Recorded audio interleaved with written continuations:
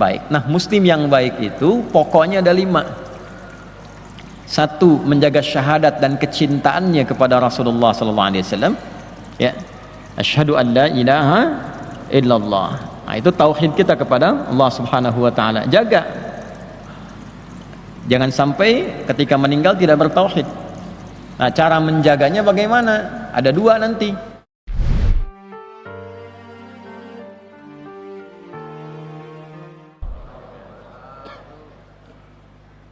Alhamdulillahi Rabbil Alamin.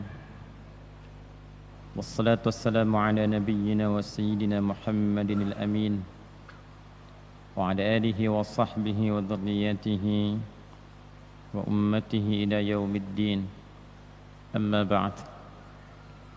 Faya ahbaballahi wa ahbaba rasulihi sallallahu alaihi wasallam, usi nafsi wa iyyakum bitaqwallahi faqad fazal muttaqun. فلا تموتن إلا وأنتم مسلمون. فقال تعالى: يا أيها الذين آمنوا اتقوا الله حق تقاته ولا تموتن إلا وأنتم مسلمون.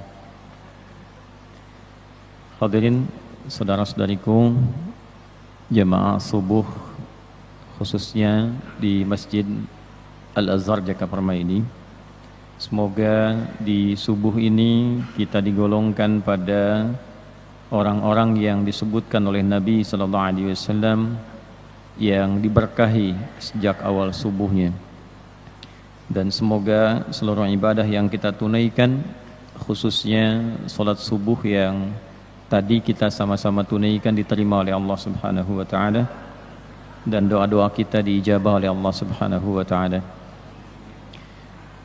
Surah yang dibacakan oleh imam kita tadi yaitu surah Asy-Syu'ara di surah ke-26 di ayat khususnya 128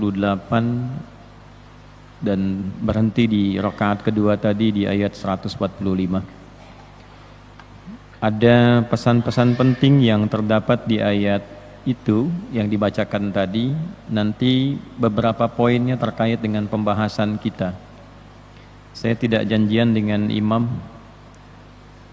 Saya pun baru sampai, tidur di kantor tadi malam. Kurang lebih baru 2-3 jam kemudian berangkat ke sini. Dan begitu dibacakan ayat tadi, saya sering sampaikan bahwa sholat jamaah itu seringkali membawa suasana berbeda. Imam kadang merencanakan satu surah, satu ayat, begitu sudah waladhdallin, itu kadang bisa berubah. Ya, dan tadi ayat yang dimaksudkan ada beberapa pesan mendalam yang dibawakan kepada kita, dan diantara sentuhannya adalah apa nanti yang terkait dengan bahasan kita. Untuk itu akan lebih baik bila kita memulai dulu kajiannya, kemudian sebagai pengingatnya nanti kita kembalikan pada ayat-ayat yang dibacakan tadi. Bismillahirrahmanirrahim. Kita masih dalam pembahasan kitab Adabul Alim wal Muta'allim karya Khadatul Syekh Muhammad Hashim bin Asy'ari. Kita memulai dengan memohon pada Allah Subhanahu wa taala, semoga melalui kajian ini Allah tambahkan kemuliaan, cahaya dan kebaikan untuk beliau. Dan dengan demikian kita memohon semoga kebaikan-kebaikan dimaksud dipercikan pula kepada kita yang belajar di kesempatan subuh kali ini. Kita masih di penghujung halaman ke-24, bagian terakhir. Ini bagian yang menekankan pembahasannya pada para pengajar ilmu, para ustadz, para kiai, ya, para pengajar umumnya. Lalu setelah bab ini selesai, masuk kemudian pada para penuntut ilmu. Jadi seimbang. Nah, demikian yang diajarkan oleh Nabi sallallahu alaihi wasallam. Biasanya para ulama mengambil 2 esensi pembahasan ini dalam bab ilmu. Itu dari utamanya hadis Nabi sallallahu alaihi wasallam yang diriwayatkan oleh sahabat mulia Abu Hafs Umar bin Al-Khattab radhiyallahu taala anhu. Didokumentasikan hadis ini kelak oleh Imam Muslim dalam kitab sahihnya nomor hadis yang ke-8. Lalu dikutip oleh beberapa ulama termasuk Al-Imam An-Nawawi Ad-Dimashqi, Yahya bin Sharaf, rahimahullahu taala memasukkan hadis ini dalam 42 hadis di Al-Arba'in, itu nomor hadis yang kedua. Nah, ini Jibril alaihi salam datang dengan dua sifat. Sifat sebagai pembelajar, sifat sebagai seorang pengajar. Ya, kata Umar bin Khattab radhiyallahu taala anhu, "Bainama nahnu julusun 'inda Rasulillah sallallahu alaihi wasallam, ittala 'alaina rajulun shadidu bayadith thiyabi, shadidu sawadi asy-sya'ri, la yura 'alaihi atharu as-safari wa la ya'rifuhu minna ahadun." فجلس إلى النبي صلى الله عليه وسلم فأسند ركبتيه إلى ركبتيه ووضع كفيه على فخذيه فقال يا محمد أخبرني عن الإسلام.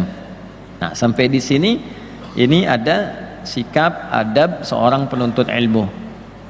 Kemudian ketika Nabi menjawab sallallahu alaihi wasallam, al-islamu an tashhadu an la ilaha illallah wa anna muhammadar rasulullah wa tuqimas salah wa tu'tiyaz zakah wa tasuma ramadhana wa tahujjal baita in istata'ta ilayhi sabila, qala sadaqta, fa'ajibna yas'aluhu fayusaddiquh. Ketika Nabi menjelaskan, tiba-tiba orang ini yang disifati penuntut ilmu tadi mengatakan, engkau benar ya Muhammad sallallahu alaihi wasallam. Kata Umar, kami ini heran, orang ini bertanya tapi juga membenarkan. Nah, di sini ada uslub pengajar ilmu. Maka nanti di akhir hadis yang viral itu, ya, setelah bertanya tentang Islam, kemudian iman, kemudian ihsan, tanda-tanda kiamat, Nabi menjelaskan, huwa Jibril atakum yu'allimakum dinakum. Dialah Jibril alaihissalam yang menyamar sebagai penuntut ilmu sekaligus pengajar ilmu, mengajarkan pokok-pokok agamamu. Dari hadis yang terlihat singkat dan padat ini tentang pokok-pokok agama. Jadi kalau berislam tuh pokoknya itu ada 3, pengingatnya 1. Jaga ini saja sampai meninggal. Ya, jaga sampai meninggal. 1, Islam. Ya, pokok kita sebagai muslim menunaikan tuntunan dalam Islam. Ya, ini yang selalu diingatkan di dalam kesempatan setiap pekan, khususnya di khutbah Jumat. Dengan seringkali khatib mengikuti sunnah Nabi sallallahu alaihi wasallam mengingatkan dalam tausiah takwanya, mengutip Al-Quran surah ketiga Ali Imran di ayat ke-102, ya ayyuhalladzina amanu taqullaha haqqa tuqatih wa la tamutunna illa wa antum muslimun. Hai semua orang yang telah beriman dimanapun berada, buktikan keberimananmu kepada Allah dengan meningkatkan takwamu kepada Allah secara serius, dengan sungguh-sungguh. Jangan di masjid takwa, keluar dari masjid tidak takwa, di rumah takwa, di kantor tidak takwa. Maka keluarkan ayat-ayat takwa yang membimbing seluruh elemen tubuh kita ini, sehingga mata ketika melihat bertakwa, telinga ketika mendengar, mendengarnya menggunakan takwa, lisan ketika berbicara, pembicaraannya membawa unsur takwa, sampai ke ujung kaki. Nah, tunaikan dengan serius, dengan sungguh-sungguh. Karena itu nanti ada takwa ritual, ada takwa sosial. Mendidik anak dengan baik itu bagian dari takwa. An-Nisa di ayat ke-9. Ya. Kita merencanakan program nih, kegiatan kita sampai diridhoi oleh Allah sampai pulang, itu bagian dari takwa. Di Al-Hasyr ayat yang ke-18 itu, ya. Nah, segala bagian unsur takwa ini jaga, pertahankan sebagai seorang muslim. Jangan sampai wafat kecuali menjadi muslim yang baik. Pastikan dalam wafat itu kepada kita menjadi bagian dari muslim yang baik. Nah, muslim yang baik itu pokoknya ada 5. 1, menjaga syahadat dan kecintaannya kepada Rasulullah sallallahu alaihi wasallam. Ya.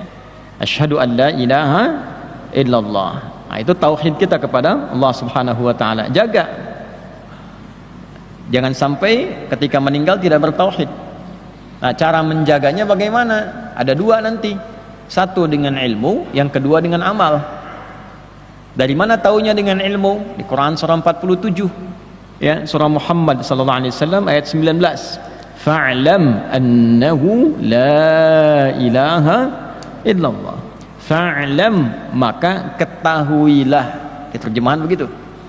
Tapi kalau kita gunakan pendekatan ilmu saraf, fa'lam, maka bersegeralah engkau punya ilmu, punya pengetahuan, annahu, untuk menetapkan dengan kuat pada jiwamu, mengikat jiwamu, la ilaha illallah, agar engkau punya keyakinan yang kuat bahwa tidak ada Tuhan yang layak dipertuhankan dan disembah kecuali Allah subhanahu wa ta'ala. Nah, itu mesti ada ilmunya.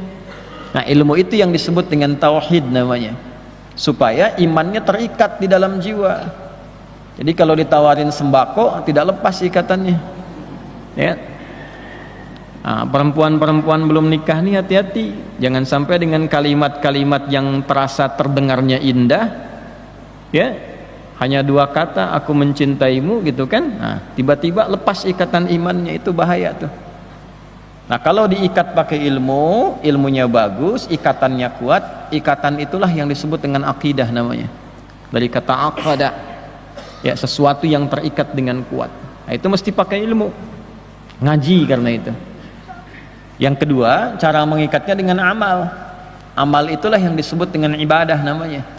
Nah, karena itu seringkali kita temukan kata iman itu sering diikat dengan amal soleh dalam Al-Quran.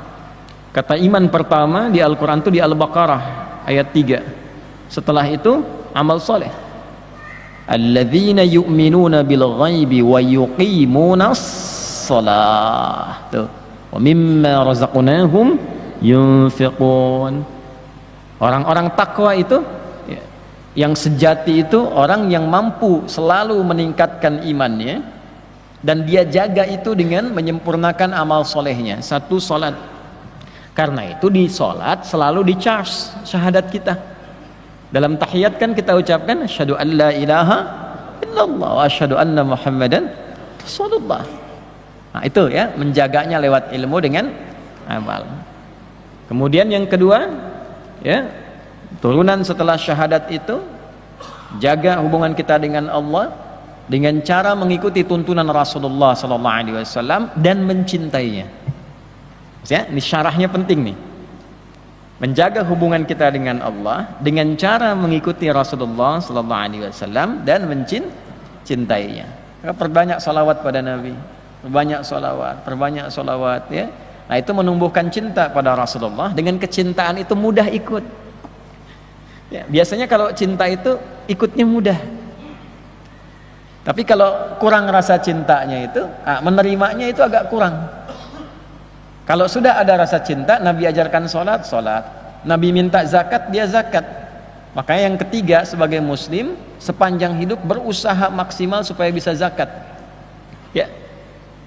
Kemudian puasa, kemudian haji, ya, setidaknya umrah, berusaha supaya bisa haji, bisa umrah. Sekalipun kemudian dalam ajalnya tiba dia belum mampu menunaikan, tapi tercatat usaha untuk bisa menunaikan itu. Nah, ini aja 5 yang pokok ini jaga selama hidup. Bikin tabel begini, ya. Nama saya Adi Hidayat. Rukun Islam pertama syahadatnya bagaimana, kecintaan pada Rasulullah bagaimana, yang kedua sholatnya bagaimana. Bikin diagram sholat itu, yang pokok tambah yang sunnah. Selama hidup sholat apa yang belum pernah dikerjakan, simple. Yang ketiga zakat, udah pernah zakat belum? Usaha bekerja supaya bisa zakat. Itu orang beriman. Kalau belum beriman, dia dagang, dia bisnis, usaha untuk kaya, wajar, belum ada iman. Antum udah punya iman, pembedanya apa? Kalau cuma kerja usaha supaya bisa kaya, yang belum beriman juga bisa begitu. Terus pertanggungjawaban iman kita di hadapan Allah bagaimana? Ya, Uthman, Abdurrahman bin Auf, Talha radhiyallahu taala anhum jami'an, itu mereka berusaha dagang supaya kaya sebelum masuk Islam. Setelah masuk Islam, orientasi karyanya itu dengan bekerja itu tujuan utamanya untuk memenuhi ridha Allah. Yang Allah perintahkan lewat dagang saya ini apa? Oh, ternyata amal soleh, zakat, bisa infak, bisa sedekah. Nah, cara berpikirnya begitu, ya. Nah, demikian jaga sampai kita kemudian wafat, ya. Wala tamutunna illa wa antum muslimun. Untuk menguatkan itu nanti ada sumber kekuatan dalam diri kita, sumber cahayanya. Nah, kalau ini kuat, Islamnya kuat. Itulah yang disebut dengan iman. Ya, iman itu nukleanya tuh, sumber kekuatannya. Jadi kalau imannya kuat, nanti memancar ia ke bagian tubuh-tubuh kita ini untuk membimbing tubuh berperilaku sebagai muslim dengan imannya. Tadi yang saya katakan, bicaranya pakai iman, mendengarnya pakai iman. Qul lil mu'minina yaghuddu min absarihim, katakan pada pria beriman, kalau dia beriman, matanya dalam melihat akan dibimbing oleh imannya. Kata imannya tak bagus, palingkan. Ya ayyuhalladzina amanu la yasharqu min qaum, hai semua orang yang beriman, imanmu membimbing lisanmu untuk berkata yang baik. Iman tidak akan membimbing engkau untuk mudah mencela. Sampai ke ujung kaki. Cara menguatkan iman itu pilarnya 6. Maka keluarkan 1, 2, 3, 4, 5, 6. Bikin tabel lagi. Saya sebagai mukmin, level iman saya di mana nih dari 3 itu? Lemah, sedang, atau kuat? Nanti urutkan yang 6 ini. Hubungan saya dengan Allah bagaimana? Kenal tidak dengan malaikat? Ada kitabnya Syed Sabiq itu bagus ya, namanya Al-Aqaid Al-Islamiyah itu. Itu menguraikan urutan-urutan keimanan itu bukan sekedar dengan hafalan, tapi juga dengan pengenalan dan pendalaman. Anda hafal misalnya jumlah malaikat yang pokok, yang terkait dengan aktivitas hidup kita, misal ada 10 dari Jibril sampai Ridwan. Nah, yang pokok terkait hidup kita, apa tugas malaikat itu dengan kita? Dipelajari, dari pelajaran itu dipraktekkan dalam hidup. Misal malaikat Mikail ditugaskan menurunkan rizki misalnya. Apa sifat-sifat yang menyertai malaikat Mikail itu? Senang tempat yang bagaimana, senang amal yang bagaimana, senang keadaan kita seperti apa. Sehingga dengan mengenal itu kita persiapkan supaya rizki mudah turun. Anda berdoa di rumah, tapi rumahnya nggak disenangi malaikat, bagaimana rizkinya bisa turun? Nah, belajarnya begitu. Kenal malaikat maut misalnya, ya, tahu malaikat maut Israel, pelajari sifatnya, bagaimana sifatnya saat datang, bagaimana tanda-tandanya ketika datang, ya, supaya punya persiapan ketika pulang. Nah, ini yang kemudian kita keluarkan, sehingga dengan pendekatan 6 itu sampai qada dan qadar. Biasanya yang 5 itu mudah dikaji dan agak mudah dipraktekkan, tapi yang ke-6 itu seringkali dipertanyakan. Kalau yang ke-5-nya kuat, yang ke-6-nya mudah, maka sama seluruhnya antara suka dan duka.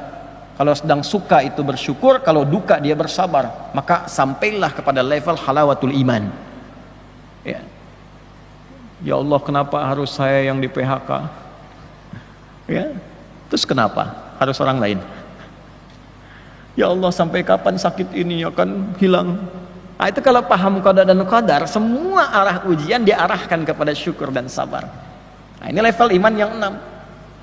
Kalau sudah imannya bagus, keislaman dijalankan, tinggal yang ketiga, yaitu selalu merasakan diawasi Allah dalam beraktivitas. Itulah ihsan. Tinggal tunggu kiamat. Imma kiamat sughra untuk orang beriman semua, wafat. Tunggu sampai wafat. Ya, setelah orang beriman semua meninggal, kiamat kubra yang datang. Dalam rangka dia kemudian akan menuju wafatnya, dia akan melewati berbagai era. Pelajari eranya supaya antum tahu antum hidup di era apa. Karena nanti ada beberapa era itu yang akan dihadapi, kata Nabi, di masa depan, saat Nabi bicara 15 abad yang lalu. Ya. Apa di antara eranya? Anda akan saksikan ada suasana yang terbalik. Ya, mohon maaf, kebaikan dinilai dengan kesalahan, kesalahan tiba-tiba jadi baik. Ada hobinya materialisme, meninggikan bangunan, memperbanyak harta, tak peduli bagaimana meraih caranya. Ada banyak keterbukaan dalam aurat. Nah, hidup di era apa? Kalau hidup di era itu, apa solusinya dari Nabi yang memberikan bimbingan kepada kita? Itu aja jalani sampai meninggal. Nah, itulah yang pokok. Hadis-hadis terkait dengan ini dikumpulkan oleh para ulama maknanya, maka menjadi materi sebagai pedoman hidup. Itulah yang dikenal dengan adab di kemudian hari. Maka di antara adab itu dikumpulkan pada sifat utama di hadis dimaksud, ada adab untuk pengajar, ada adab untuk pelajar. Nah, kita saat ini memasuki di akhir halaman ke-24 adab untuk pengajar, supaya antum tahu ustadz-ustadz yang baik bagaimana. Kalau sudah tahu ustadz yang baik, kiai yang baik, nah disitulah ada keberkahan ilmu. Kan sering disampaikan nih, tadi di Al-Azhar kan disampaikan juga oleh Ustaz Khunaif itu, ya, nanti ada kajian ini, kajian itu, kajian ini, kajian itu. Di masjid lain juga banyak. Ya, nah apa standarnya dari Nabi Sallallahu Alaihi Wasallam untuk mengetahui bahwa pengajar-pengajar itu baik menurut Allah dan Rasulnya? Maka para ulama membuat satu keterangan-keterangan yang keterangan ini didasarkan pada pemaknaan intisari hadis-hadis Nabi Muhammad Sallallahu Alaihi Wasallam. Di antara ulama yang menyusun kitab terkait itu adalah Hadratus Syekh Muhammad Hashim bin Asy'ari. Maka kita akan memulai di bagian paragraf yang terakhir dari apa yang beliau tuliskan ini, supaya memberikan pencerahan dan pembekalan kepada kita bagaimana menemukan para ulama, para ustadz, para kiai yang diberkahi oleh Allah, cirinya seperti apa, dan bagaimana kemudian kita bisa mendapatkan ilmu yang baik darinya. Nah, ini pengantar supaya sebelum kita masuk ke kajian kitabnya, kita mengerti apa yang mau kita bahas. Bisa dipahami insyaallah. Yuk kita baca kitabnya. Bismillahirrahmanirrahim. Wa qala al-Hasan al-Basri radhiyallahu ta'ala anhu, uqubatul ilmi mautul qalbi. Faqila lahu ma mautul qalbi? Qala talabud dunya bi'amalil akhirah. Alhamdulillah min dzalik. وقال الحسن البصري رضي الله تعالى عنه. الإمام الحسن البصري رضي الله تعالى عنه pernah mengingatkan, siapakah Al-Imam Al-Hasan Al-Basri ini? Nah, ini penting, nah, supaya kita mengetahui sirah dan ibrah perjalanan hidup seseorang, lalu belajar dari perjalanan hidup itu apa yang bisa kita gali. Dan alhamdulillah saya membuat catatan-catatan, Pak, Bu, untuk memperjelas ini. Jadi bikin syarah sendiri, ya, hasyiah, bukan syarah, hasyiah, catatan-catatan sendiri, nulis sendiri dari keterangan-keterangan ulama. Nah, ini bukan berpikir sendiri, tulis sendiri, bukan. Ulama nyampaikan apa, kita rangkum, kita berikan catatan-catatan. Nah, ini saya nulis nih. Jadi kalau gurunya nulis, muridnya nggak nulis, keterlaluan. Bikin kecil catatan ya. Jadi Bapak Ibu sekalian, nanti kita tahu apakah radhiyallahu ta'ala anhu ini makna yang pertama, golongan sahabat, atau makna yang kedua, bukan sahabat tapi amalannya diridhai oleh Allah subhanahu wa ta'ala, sehingga dilekatkan nama sifat yang serupa dengan para sahabat. Imam Al-Hasan Al-Basri, beliau lahirnya di Madinah, ya, lahir di mana? Di Madinah, di kota Nabi Sallallahu Alaihi Wasallam, di tahun 21 Hijrah. Ya, jadi masih berkehidupan 2 tahun sebelum Khalifah Umar bin Khattab radhiyallahu taala anhu selesai dan wafat. Jadi masih mengalami masa sahabat. Lahirnya bukan di zamannya Nabi Sallallahu Alaihi Wasallam. Nah, berarti dari sini kita simpulkan kalimat radhiyallahu ta'ala anhu bukan menunjuk kondisi beliau sebagai seorang sahabat, tapi amal dan kehidupannya itu mirip-mirip sahabat, sehingga disifati oleh para ulama dengan radhiyallahu ta'ala anhu. Ya, bahkan Sayyidah Aisyah radhiyallahu ta'ala anha nanti pernah memberikan komentar. Di antara komentarnya ketika beliau ini tumbuh dan berbicara, kata Sayyidah Aisyah, siapa yang barusan itu bicara seperti pembicaraan siddiqin, ya, orang-orang yang benar imannya, benar amalnya dari kalangan sahabat. Karena ayahanda sendiri pun, ya, Abu Bakar As-Siddiq radhiyallahu ta'ala anhu mendapat gelar apa? As-Siddiq. Itu oleh Sayyidah Aisyah dinilai perkataannya saja, baru dengar kata-katanya itu disimpulkan ini perkataan para sahabat ini. Jelas? Baik. Nah, kita kembali dulu. Jadi lahir di Al-Madinah Al-Munawwarah tanggal 21 tahun 21 Hijrah. Nanti wafat tahun 110 Hijrah. Itu bersamaan dengan 642 Masehi, wafatnya 728 Masehi. Ya, di bulan Oktober tanggal 15. Ya, bulan Oktober 728 Masehi. Saya agak cepat Bapak Ibu sekalian. Ayahnya itu seorang budak dulunya. Nah, ini penting nih. Ibunya pun itu punya sifat yang sama, budak. Dulu di era-era itu kan masih belum selesai perbudakan. Di semua wilayah di bumi itu. Di Eropa ada perbudakan, ya kan? Masuk ke Timur Tengah ada perbudakan. Ke wilayah Asia juga demikian. Islam datang untuk menghilangkan dan meruntuhkan perbudakan itu. Maka Anda akan lihat ayat-ayat yang turun itu betapa banyak urutan-urutan yang mengeluarkan manusia dan membebaskan itu semua dari jenis-jenis perbudakan. Ada yang dengan pernikahan, ada yang dengan dorongan untuk membebaskan dengan harta beli, seperti Abu Bakar membebaskan Bilal bin Rabah. Ya. Jadi spirit Islam itu datang membawa kedamaian, kemerdekaan, dan kesejahteraan untuk semua. Jadi sebelum PBB dan berbagai belahan dunia berbicara tentang hilangnya perbudakan 15 abad yang lalu, Islam sudah mempraktekkan itu semua. Ya, dan diantara nanti cara-cara untuk menghilangkan perbudakan itu secara bertahap dalam pergantian zaman, itu diantaranya dengan pengasuhan, pembebasan, dan ada pada nilai-nilai pendidikan. Itulah nanti yang dialami oleh Al-Hasan Al-Basri. Jadi Bapak Ibu sekalian, beliau ini bapaknya dulu termasuk budaknya Zaid bin Thabit radhiyallahu taala anhu dalam satu riwayat. Ibunya namanya Khairah.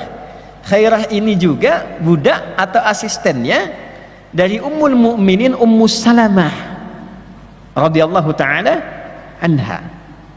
Yang ingin saya katakan, bagaimana dua sosok mulia ini, baik sahabat Zaid bin Thabit radhiyallahu taala anhu ataupun juga Ummul Mukminin Ummu Salamah radhiyallahu taala anha, memberikan contoh kepada kita bagaimana beliau berdua membebaskan unsur pembudakan melalui sifat-sifat pekerjaan yang baik dan mudah, dan mengantarkan anaknya pada orang yang merdeka. Saya ambil contoh pada ibunya dulu, Bu. Jadi ibundanya Al-Hasan Al-Basri ini itu mengabdi kepada Ummu Salamah, Sayyidah Ummu Salamah Ummul Mukminin radhiyallahu taala anha, istrinya Nabi sallallahu alaihi wasallam, ibunda kita semua. Yang paling menarik apa? Diberikan tugas sesuai dengan kadar kemampuannya. Kamu bantu ini, kerjakan ini. Qadar Allah saat bertugas itu punya anak baru lahir namanya Hasan ini. Ya. Al-Hasan bin Yasar Al-Basri. Baru lahir Al-Hasan ini, baru tumbuh. Saat terlahir karena harus menunaikan tugas dan menaati beliau ini Ummu Salamah, maka dalam kondisi masih memberikan ASI-nya, ditinggal untuk mengerjakan tugas, maka apa yang dikerjakan oleh Ummu Salamah? Beliaulah yang memberikan ASI untuk Al-Hasan Al-Basri ini. Jadi beliau ini, Imam Al-Hasan Al-Basri, itu periode hidupnya dalam pengasuhan saat diberikan ASI, sempat diberikan ASI oleh ibunda kita Ummu Salamah radhiyallahu taala anha, istrinya Nabi sallallahu alaihi wasallam.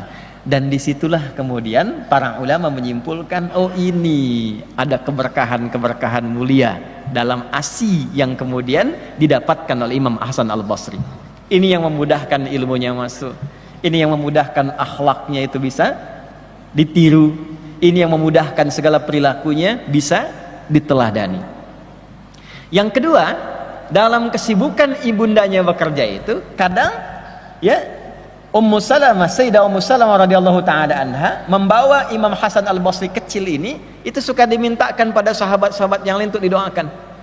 termasuk dapat keberkahan doanya Umar bin Khattab radhiyallahu taala anhu. Allahumma faqihhu fid din wa ahbib lahun nas.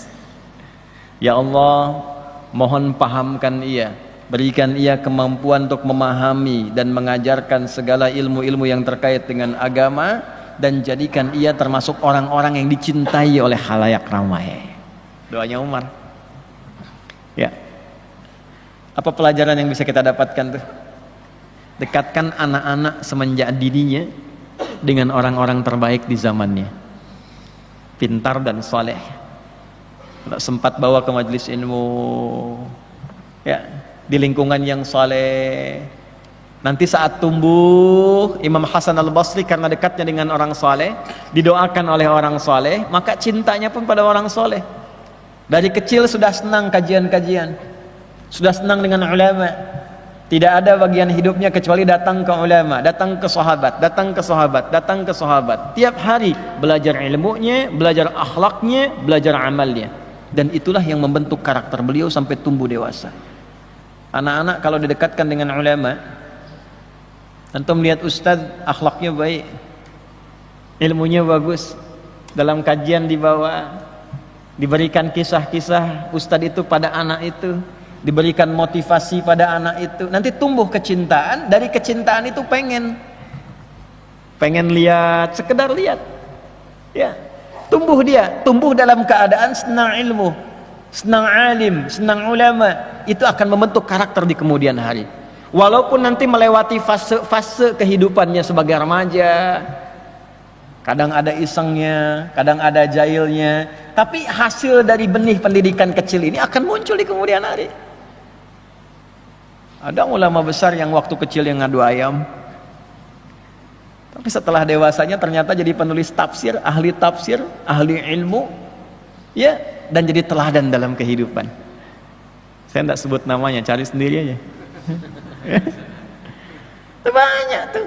Jadi kalau dari kecil kita siapkan demikian, itu tumbuh dewasanya. Nggak apa-apa kajian bawa anak-anak, ya, maka fasilitasi tempatnya tuh. Lazar tuh, ibu yang bawa anak, kira-kira anaknya diam di sini, anaknya senang bolak-balik, silahkan di sini, asal ibunya yang bukan bolak-balik gitu. Saya dulu pernah mengajar itu, ada anak yang waktu saya ngajar dorong-dorong kursi, udah bosan kursi, kotak infak didorong.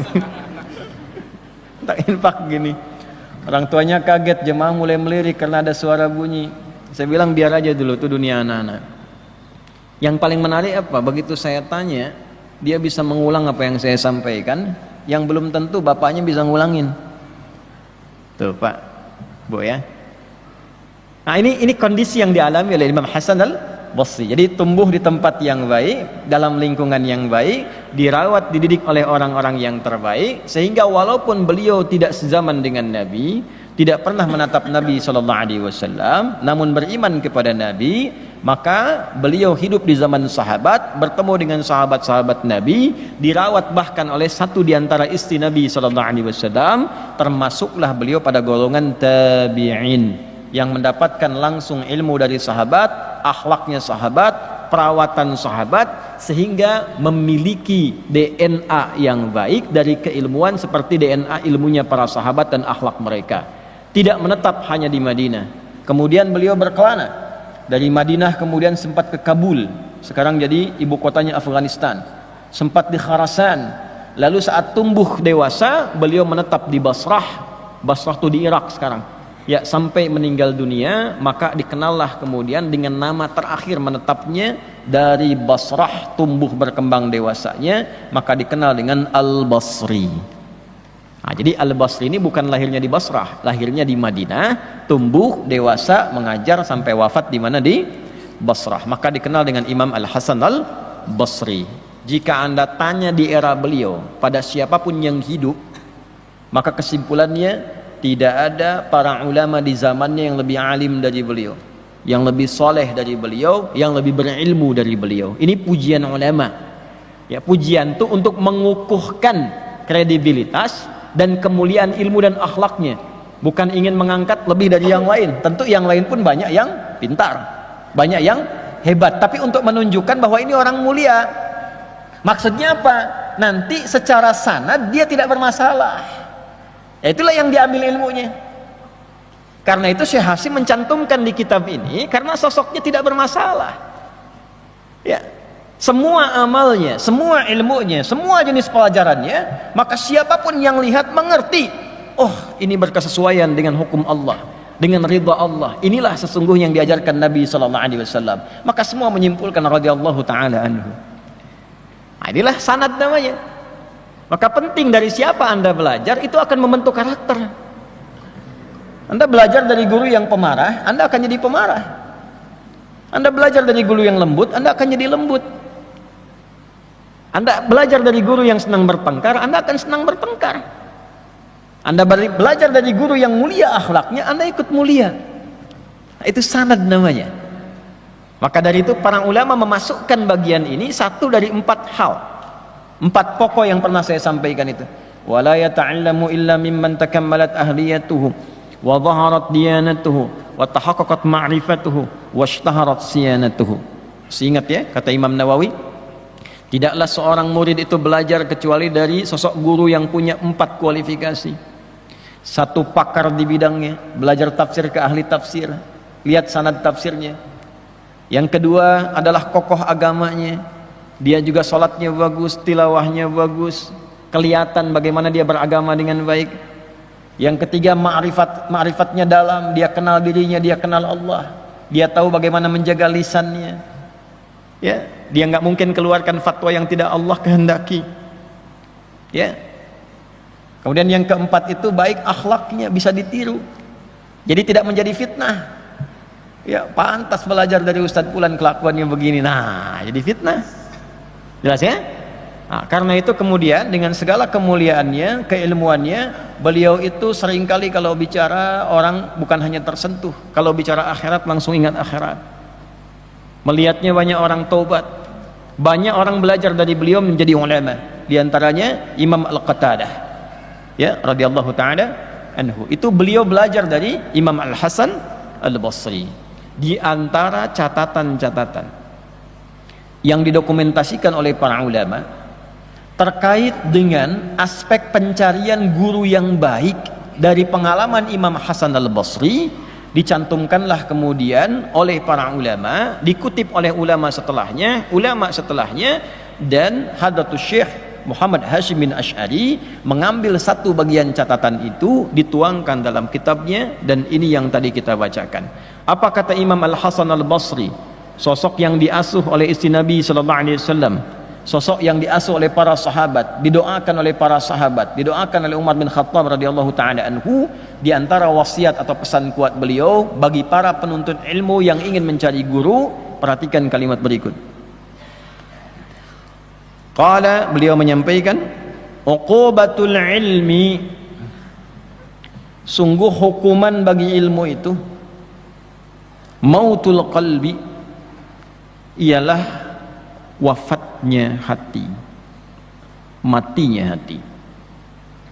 Nah, jadi ada nastapa ilmu, ilmu yang nastapa, ilmu yang terhukum, ya, punya ilmu tapi terhukum. Awas tuh. Jadi ada ustad-ustad, ada kiai dalam tanda petik ya, ada habib dalam tanda petik, para pengajar-pengajar, nih guru-guru di sekolah juga masuk nih. Awas, hati-hati ya. Pokoknya yang dititipi ilmu buat ngajar. Ada yang hatinya mati, yang ilmunya terhukum. Dia punya ilmu, ngajar, tapi hatinya mati, ilmunya terhukum. Nah, ini kurang layak untuk diambil ilmunya. Kurang layak untuk diambil ilmunya. Apa yang dimaksud dengan matinya qalbu itu sehingga ilmunya terhukum? Faqila lahu ma mautul qalbi, maka dikatakan pada beliau, ditanyakan, apa yang dimaksud dengan matinya hati dari seorang pengajar ilmu itu? Qala, beliau menjawab, talabud dunya bi'amalil akhirah.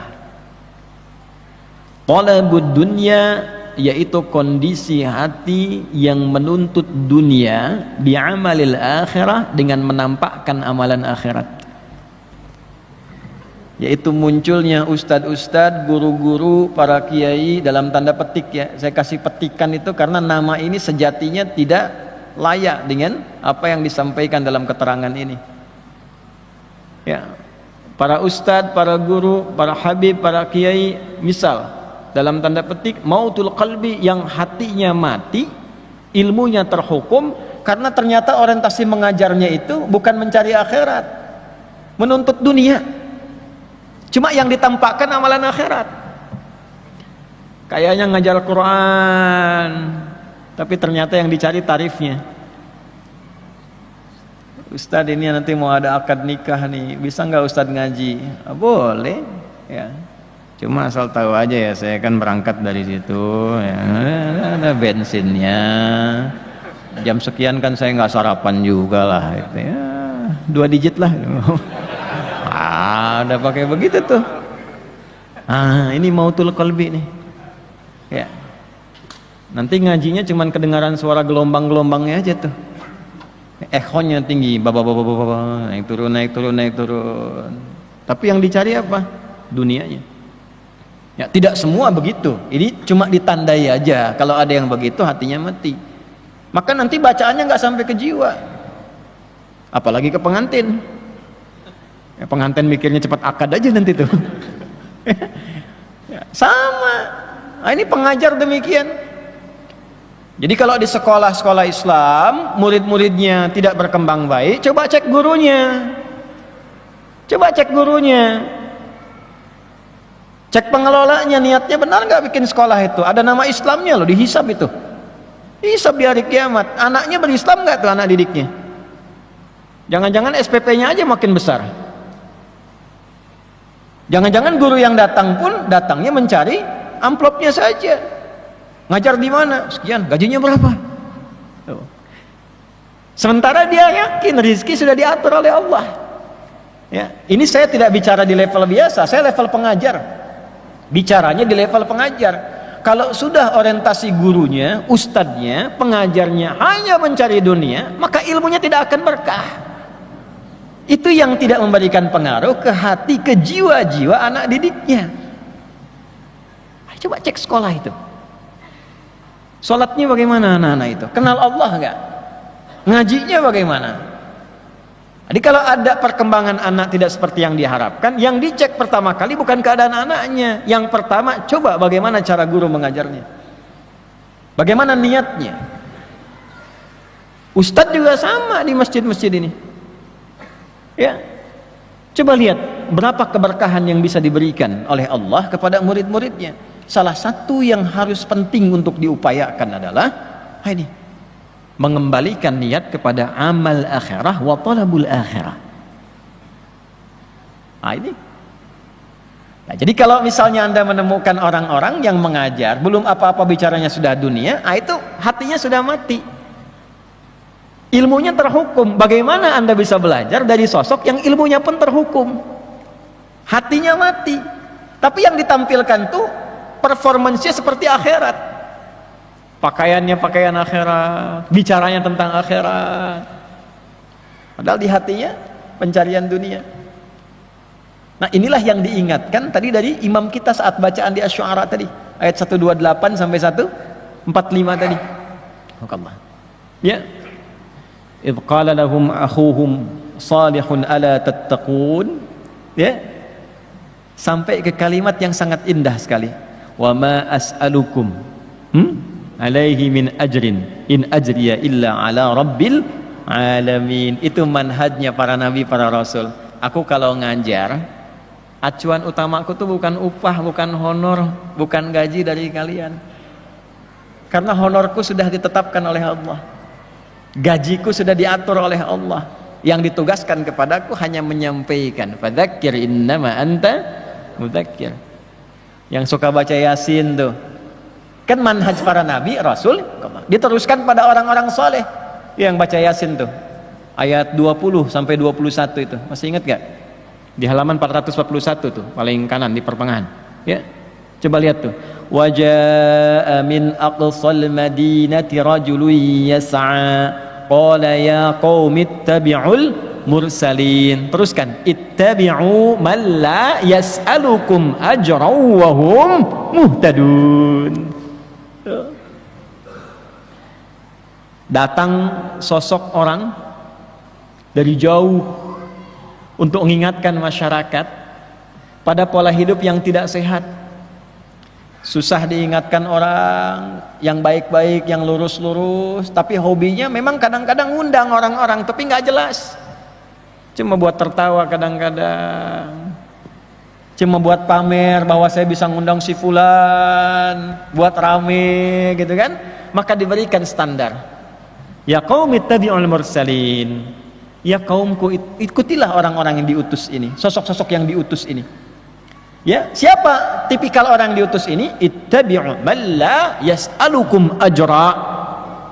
Kalau Anda ingin belajar, ingin ikut, bukan cuman ikut menuntut ilmunya, tapi menuntut akhlaknya, menuntut kepribadiannya, mengamalkan amal soleh yang bisa Anda teladani itu. Coba cari man la yas'alukum ajra. Orang yang sedang mengajar pun dia tidak pernah kepikiran tentang materi duniawi.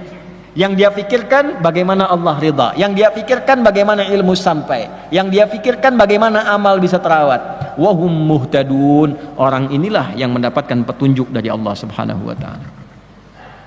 Nah, carilah sosok-sosok demikian. Ya. Ya bukan berarti DKM nggak memahami. Ya. Pak, di sini itu nggak ada honornya ya Pak ya. Kalau mau ngajar Bapak ikhlas aja. Tidak begitu. Nah, ini kembali kepada personanya, pada pengajarnya. Nah, ini poinnya. Kalau sudah seperti itu, nanti rahmat Allah turun. Ya, rahmat Allah yang diturunkan pertama kali pada gurunya ini. Kalau rahmat turun, ilmunya berkah, berkah ilmu. Ya, kalau sudah berkah, itu jadi solusi. Nah, tadi kan yang Yasin, yang Al-Kahf coba. Kalau Jumat kan ada yang Yasinan, ada yang Kahfian gitu kan. Coba ayat 65 itu. Saking berkahnya ilmu sosok Khadir. Ya. Sampai Nabi Musa diminta belajar kepadanya. Fawajada 'abdan min 'ibadina atainahu rahmatan min 'indina wa 'allamnahu min ladunna ilma. Ada seorang hamba dapat rahmat dari Allah. Setelah rahmat itu dia dapati, diturunkan ilmu kepadanya. Jadi kalau orang dapat rahmat Allah itu biasanya satu dari tiga yang paling pokok. Satu, diampuni dosa. Dua, dimudahkan urusan. Tiga, ditambah pengetahuan. Yang diampuni dosa ada di Quran surah 39 ayat 53. Qul ya ibadiyalladzina asrafu ala anfusihim la taqnatu min rahmatillah. Innallaha yaghfirudz dzunuba jami'an. Jadi kalau para pendosa ini nggak pernah putus asa dari rahmat Allah, dia minta kepada Allah, turun rahmat Allah, semua dosanya diampuni, semua dosanya. Kan kita banyak dengar kisah, Bu, ada seorang ibu saja perempuan kok bisa ngasih minum pada hewan yang sering dijauhkan, dihukumi najis. Ada anjing kehausan, saking hausnya sudah tak berdaya, diberi minum, dapat rahmat Allah, diampuni dosanya, jadi perempuan baik itu. Ya, banyak kisah ini disampaikan bukan jadi cerita, tapi jadi ibrah. Maksudnya apa? Seburuk apapun perilaku yang pernah dikerjakan di masa lalu, jangan pernah menyimpulkan tidak ada pintu untuk bertaubat, selalu terbuka. Jangan putus asa dari rahmat Allah. Begitu kemudian kita kejar itu, dapat rahmat, dosa diampuni, berubah hidupnya. Ya. Tidak ada orang yang tidak pernah salah. Sepanjang bukan Nabi dan Rasul yang bukan ma'sum, pasti punya latar belakang yang kelam, pernah salah. Bahkan Allah sangat mencintai orang salah yang mau taubat dibandingkan orang soleh yang tidak pernah merasa salah. Bikin status tuh. Ya. Nah ini balik ke sini. Ya, jadi kalau kita kembalikan ke dalam gambaran kita, satu itu dapatkan rahmat Allah. Yang kedua, kalau dapat rahmat itu hidup mudah. Maka yang dicari rahmat Allah. Kita makan, minum, cari rahmat Allah dari makanan itu, dari minuman itu. Berpakaian, cari rahmat Allah. Bagaimana mencari mendapatkannya? Rumusnya dari Nabi singkat. kullu amrin dhi balin la yubda'u fihi bi bismillahirrahmanirrahim fahuwa abtar. Setiap perbuatan baik yang tidak dilekatkan dengan kalimat bismillahirrahmanirrahim. Rahman, pemilik seluruh rahmat di dunia ini. Rahim, pemilik seluruh rahmat di akhirat nanti. Nah, mau minum, khudh biyaminika ma yalik. Ini langsung saya praktekkan supaya mudah dipahaminya tuh. Ya, ambil dengan tangan kananmu yang paling dekat denganmu. Kata Nabi di Al-Bukhari begitu tuh. Ya, ini kan yang paling dekat sama saya tuh, sama antum masih jauh tuh. Ambil yang dekat nih. Sammillah, sebut nama Allah. Bagaimana? Qul bismillahirrahmanirrahim. Katakan bismillahirrahmanirrahim, minum. Selesai, alhamdulillahirabbil alamin. Maka minuman ini ketika diminum dengan kalimat bismillahirrahmanirrahim, rahmat Allah turun di situ. Jadi energi positif. Dibawa baca Quran enak, dibawa sholat enak. Walaupun minumnya sedikit tapi rahmat Allahnya banyak, tercurah di situ. Yang kedua itu solusi mudah ditemukan di mana? Di Al-Baqarah. Ayat berapa? 157. Ulaika alaihim salawatum mir rabbihim wa rahmah wa ulaika humul muhtadun. Ada orang-orang yang dipuji Allah dan mendapatkan rahmat, diberi solusi, dimudahkan hidupnya, dibebaskan kesulitannya. Itu kesulitannya ada di ayat 155, dirinci 1, 2, 3, 4 dan seterusnya. Kesabarannya ayat 156, rahmatnya 157. Jadi kalau orang sering berusaha mendapatkan rahmat Allah, hidupnya ringan, itu maksudnya. Dijauhkan dari masalah yang sulit. Walanabluwannakum bisyai', kalian yang hidup aku akan uji dengan berbagai macam ujian. Minal khauf, gelisah. Udah gelisah tuh. Jam berapa ini nanti selesai kajian? Gelisah.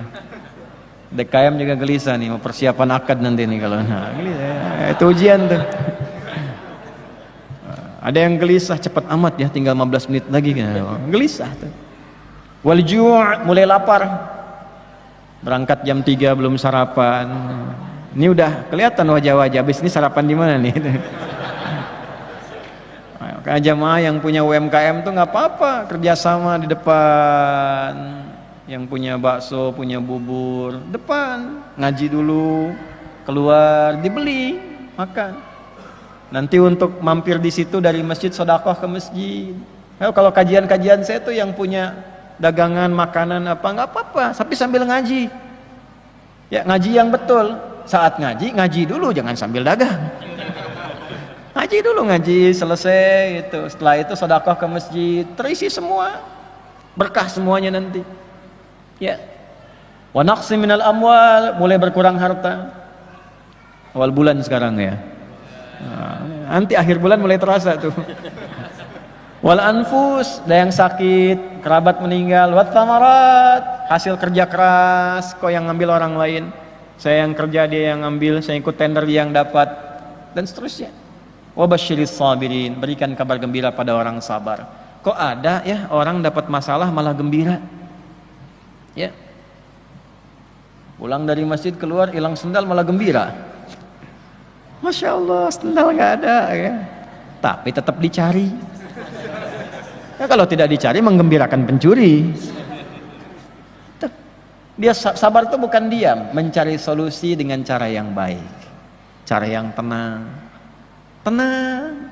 Terima kasih ya Allah telah menitipkan ujian kepada saya, bukan pada hamba yang lain. Terima kasih memberikan kesempatan saya untuk mendapatkan rahmat-Mu. Dia tahu rumusnya. Begitu kalimat itu keluar, perhatikan kalimatnya. Alladzina idza asabathum musibah qalu inna lillahi wa inna ilaihi turun. Ulaika alaihim salawatum mir rabbihim wa rahmah. Dipuji oleh Allah, dapat rahmat. Pengertian terbaliknya, nah ngaji fikihnya begitu, mafhum mukhalafahnya, orang yang sering cari rahmat Allah, sering cari rahmat Allah, sering cari rahmat Allah, diringankan ujian hidupnya, seakan gak punya masalah. Lebih banyak tenangnya daripada gelisahnya. Makanya cari amalan yang mengantarkan pada rahmat Allah. Di antara amalannya apa? Masuk masjid. Cari amal di masjid, sedang gelisah ke masjid. Makanya baru masuk sudah minta rahmat Allah. Anda masuk kaki kanan kan? Halo? Ya, baca apa? Allahumma ftahli abwaba rahmatik. Minta rahmat Allah, rajin ke masjid. Masjid-masjid yang benar. Ibu, rahmat Allah tuh turun ke ibu tuh. Ya, dekati ibu, sayangi, bakti. Kalau ibu sudah reda, rahmat turun. Ya, hidup mudah. Kalau ada hidup sulit, coba cek hubungan dengan ibunya, hubungan dengan ayahnya. Coba dicek. Yang paling pokok hubungan dengan Robnya, masih punya Tuhan nggak? Giliran punya masalah nuntutnya kebangetan. Ya, Anda kalau punya masalah sama orang, kan susah mau minta tolong. Kenapa Ji? Ini nih, aduh masalah begini nih. Uang kredit belum lunas, gini, tuntutan dah banyak. Debt collector lah nongkrong depan tuh. Ada minta aja bantuan sama si fulan ke tetangga. Aduh, susah ya. Masalah. Tapi kan sama Allah nggak begitu. Sholat udah jarang, baca Quran nggak pernah. Begitu ada masalah, ya Allah, kenapa aku yang diuji? Dijawab deh, kamu nggak pernah sekolah ikut ujian. Sekolah nggak pernah ikut ujian, sholat nggak pernah, baca Quran nggak pernah. Tiba-tiba dapat masalah merasa diuji. Nggak pernah sekolah ikut ujian. Yang repot nggak pernah sekolah ikut ujian, pengen diwisuda. Ini yang ketiga itu ilmu. Itulah yang di surat Al-Kahf ayat 65 tadi, atainahu rahmatan min indina, dapat rahmat dari kami kata Allah, ya. Kemudian diberikan min ladunna ilma, ilmu yang agung dariku. Itu yang sering disebut laduni. Laduni itu bukan nggak belajar, dia belajar, cuman pembelajarannya disertai pencarian pada rahmat Allah. Ini saya kasih sedikit dari Al-Quran ya, yang saya ketahui. Dari sedikit ini saya ikuti dari sejak ngaji di pesantren, dapatnya walaupun sedikit kayak gini sekarang. Itu rumusnya di Quran surah kedua ayat 282. Di ujung ayatnya, wattaqullah wa yu'allimukumullah. Tingkatkan takwamu kepada Allah, maka Allah akan menambahkan dan mengajarkan padamu tambahan pengetahuan. Jaga hubungan kita dengan Allah, takwa. Nah, kalau ada guru-guru yang bertakwa, itulah guru-guru yang hebat. Jangan diukur dengan kata-katanya saja. Ukur ilmunya, ukur keagamaannya, ukur akhlaknya, ukur ma'rifatnya. Kelihatan. Nah, itu nanti yang jadi ukuran. Kalaupun tampak bagus, ngajarnya bagus, pembicaranya Quran Sunnah, tapi amplopnya juga jadi penilaian. Nah, ini masalah. Oh, ini ustadznya bagus, ustadz Quran, ustadz Sunnah, macam-macam, ustadz fikih, ustadz ini, ustadz itu. Satu kali diundang, amplopnya tipis. Pekan depan diundang lagi nggak datang. Aduh, mohon maaf akhi lagi. Ya. Dicek-cek ternyata di hatinya tertulis tuh pencariannya. Oh, ini dia. Kalau tipis tuh dhaif kata dia tuh. Tebal sahih. Tipis tapi banyak sahih li ghairihi. Nah, ini masalah. Nah, ini mautul qalbi. Yang kedua, cari popularitas. Hati-hati. Hati-hati. Ya, dia nggak peduli misalnya dengan amplop, nggak peduli dengan bayaran, tapi popularitas banyak dicari. Takut kalau kehilangan jamaah, bikin ekosistem sendiri. Ya, kalau ngaji itu harus ke dia aja, ke orang lain nggak boleh. Takut nanti beda, takut nanti tercemar, takut kena syubhat. Ya, padahal yang diajarkan orang lain pun Quran juga, Sunnah juga, tersambung ilmunya ke Nabi. Dia hafal Quran, tahu kitab, tahu juga keterangan para ulama dan sebagainya, tapi dia mengondisikan tidak boleh ngaji sama orang lain, sama dia saja. Nah, itu jah namanya. Ya. Nah, itu mati, itu terhukum ilmunya. Yang bahaya tuh begini, yang bahaya ketika dia salah menyampaikan pendapat di lingkungannya dan dia mencegah muridnya mengaji kepada guru lain yang memungkinkan tahu tentang jawabannya, maka terputus di situ sanad ilmunya, bisa salah dalam amalnya. Karena kenapa? Terhambat oleh kata-kata tadi. Ini nggak jelas guru yang di sana, supaya terjaga Anda di sini. Ketika salah guru menyampaikan pendapatnya, bahaya. Itu problem. Makanya yang dicari itu bagaimana Nabi memberikan petunjuk, ulama merangkum itu. Ini Hasan al-Basri, cek. Imam Nawawi sampaikan nih 4 kualifikasi. Nah, sering saya sampaikan, ilmu diambil dari siapapun ulama yang benar, yang baik. Kalaupun ada hal-hal yang kurang sependapat dengan itu, misal, bisa jadi karena kurang pengetahuan kita belum sampai ke situ, atau yang kedua kita kurang cocok dalam mengamalkan itu. Nah, jangan kemudian dihambat itu dengan kesimpulan-kesimpulan yang tidak baik. Itu nanti ada pembahasan dalam bab yang kedua, khusus untuk siapa? Untuk penuntut ilmu. Nanti kita akan belajar itu. Itu dalam pembuka sudah disebutkan langsung bagaimana ciri penuntut ilmu yang diberkahi. Sekarang kita belajar ciri pengajar pengetahuan yang diberkahi oleh Allah Subhanahu wa taala. Jadi yang pertama, kondisi hati seseorang yang mati itu ketika pengajarannya diikat oleh unsur duniawi. Ya. Bahasa tegasnya kalau dalam Quran tuh ginilah, wala tamnun tastakthir. Jangan engkau berusaha memberi orang lain dengan pengajaranmu, dengan ilmu yang Allah titipkan padamu, dengan berharap kompensasi dunia yang dinilai olehmu lebih banyak. Tastakfir itu minta lebih. Baru ngajar sekali udah minta naik gaji. Kan? Gajinya berapa? Datang, baru masuk, Pak, saya ngajar kan anak-anak gampang pahamnya tuh. Kalau besok nggak naik gaji saya nggak mau saya ngajar lagi. Wala tamnun tastakthir. Itu hal yang pertama. Jadi kalau Anda ngundang orang yang dalam tanda petik disebut ustadz itu sudah minta tarif di awal, udah coret. Coret. Karena yang bersangkutan sifatnya dicoret oleh para ulama. Coret. Mautul qalbi, uqubatul ilmi. Ini ilmunya terhukum. Nanti kalaupun datang, ilmunya diikat dengan tarifnya, segitu aja. Anda bisa ketawa saat itu, tenang saat itu, habis itu muncul lagi masalah, nggak selesai jadi solusi. Gitu aja, nggak ada manfaat. Ada yang nyampaikan bukan saya, ya dari isi kitab. Makanya ulama-ulama ini kembalilah ke jalannya yang betul itu. Jadi ahli kitab, jangan jadi ahli proposal. Ya, jadi ahli kitab. Makanya di Timur Tengah biasanya ulama-ulama itu dirawat oleh negara. Kalau kita itu Kementerian Agamanya mendata para ulama-ulama sampai ke masjid-masjid muadzinnya digaji.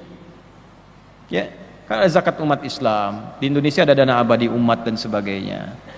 Ya, kerjasama dengan Basnas, masukkan ke satu bagian itu untuk ulama-ulama mengajar, ustadz-ustadz supaya kesejahteraannya meningkat. Jadi begitu mengajar karena sudah sejahtera, sudah bagus, nggak mikirin lagi duniawi. Di Timur Tengah begitu. Saya waktu diangkat jadi amin khutbah di Tripoli, diberikan gaji, berikan honor, dan nggak pernah terpikir tuh ulama-ulama itu nggak pernah terpikir. Makanya ustadz-ustadz, dai-dai yang datang dari luar, ada bi'sa yang dari Mesir, Al-Azhar datang mengajar ke sini, beberapa dari syekh-syekh itu suka bingung di Indonesia, ya karena habis ngajar diamplopin, malah bingung. Nah kadang-kadang kebingungan itu jadi musibah, karena setan ikut di amplopnya itu. Begitu ngajar tempat lain nggak ada amplop, setan masuk. Sini nggak ada amplopnya. Nah, ini yang bahaya. Jelas? Paham? Nah, yang kedua sebagai bagian dari akhir penutup adalah thalabul jah, mencari popularitas. Nah, ini diingatkan di dalam surah yang sangat disukai dan jadi favorit Nabi sallallahu alaihi wasallam. Fadzakir innama anta mudzakir lasta alaihim bimusaitir. Di surah Al-Ghasyiyah pasangan Al-A'la biasa dibacakan dalam subuhnya Nabi sallallahu alaihi wasallam selain surat-surat yang beliau biasa baca di lainnya. Ya, salah satunya ini Al-Ghasyiyah. Nabi selalu mengingatkan dirinya dengan surat ini. Muhammad, ingatkan orang, tugasmu hanya untuk mengingatkan, bukan menguasai orang lain. Bukan memonopoli sesuatu. Ustadz juga sama, Nabi aja diingatkan apalagi ustadz. Adi, tugasmu hanya menyampaikan, bukan monopoli jamaah, memaksa jamaah. Jangan ngaji sama orang ya. Itu sama siapa Ustaz? Sama jin. Oh enggak, ngajinya di sini aja. Enggak boleh. Silahkan lepaskan. Ya.